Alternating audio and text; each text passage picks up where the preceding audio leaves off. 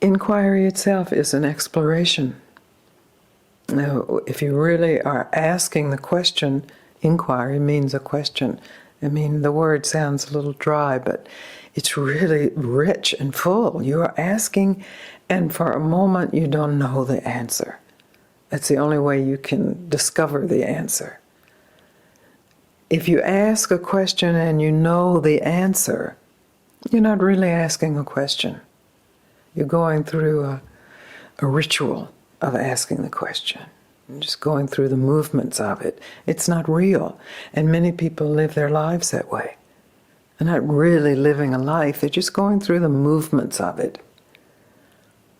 But when your curiosity is piqued, and when you feel that there's something calling you, that you have to know, that you have to find, that you have to discover, that's drawing forth your strongest, purest qualities of really, when you ask a question, what is here? Who am I? Who are you? What is this? This is inquiry. And if you ask that, and then you open to really discovering it, yes, then see if you can find an end. If you can find a limit to this discovery. No one has ever reported an end. An empty room, or a particular mood, or a particular ego or superego attack, you can find a beginning, a middle, and end. But this that you are called to, an inquiry, see if you can measure it. Where would you start? Where's the beginning? Where's the middle? Where's the end? Where's the top? Where's the bottom?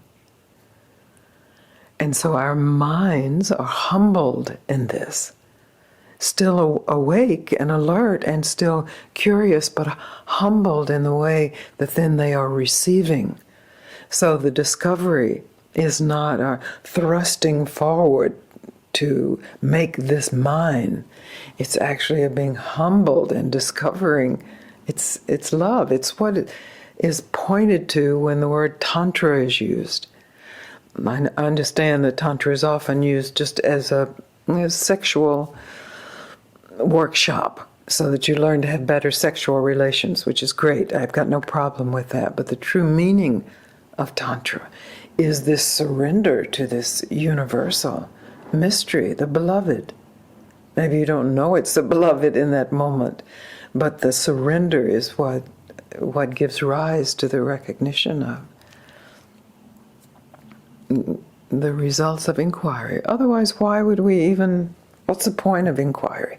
Ramana did inquiry, who dies and waked up, how beautiful. But how is it relevant to you in your life, in this century, in this time, in wherever you find yourself, externally or internally? That's what's relevant. How is it relevant is what's relevant.